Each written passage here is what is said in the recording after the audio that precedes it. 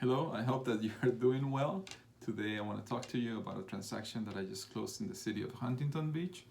I represented the buyers. I wrote the contract and it was accepted in the way that it was written. There was no counteroffer. I asked for the seller to pay for the termite inspection report and the termite repairs, and they agreed. A few days later, when we did our home inspection, there were some items that needed to be addressed, and eventually the seller agreed to pay an additional $5,000 for closing costs in lieu of the repairs. So my clients accepted that response. A few days after that, I followed up with the listing agent or the seller's agent to see if she had already ordered the termite work. And she told me that we were responsible for the termite work because that was part of the $5,000 for closing costs that the sellers had agreed to pay. But I did not agree with that because that was something completely separate. So because we could not agree on the interpretation of the purchase agreement, our brokers got involved. So my broker called her broker, and when my broker read what I wrote on the purchase agreement, her broker agreed that she was incorrect. So the funny thing is that this agent never really acknowledged the fact that she made a mistake, and she was kind of upset. I found out later that she had to pay for the termite repairs out of her pocket. So after that, our transaction was okay, but I could sense a little bit of tension.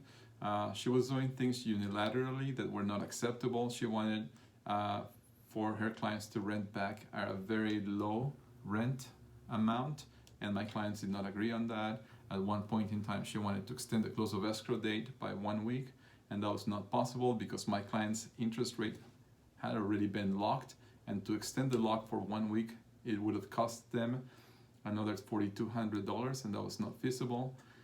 Eventually, the sellers agreed to rent back for 1 week, and they paid the actual cost of the mortgage payment. So why am I sharing this information with you? Well, at one point in time, the other agent said that if I insisted on her clients paying for the termite, in addition to the $5,000 for closing costs, that I could simply cancel the transaction.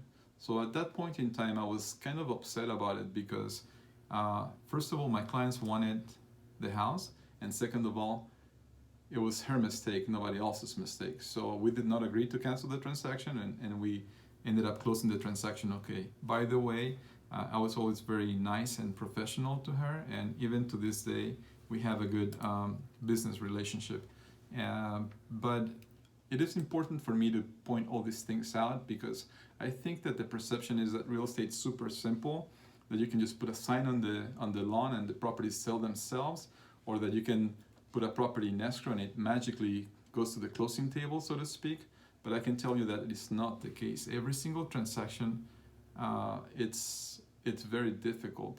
Every transaction needs special attention at one point or another.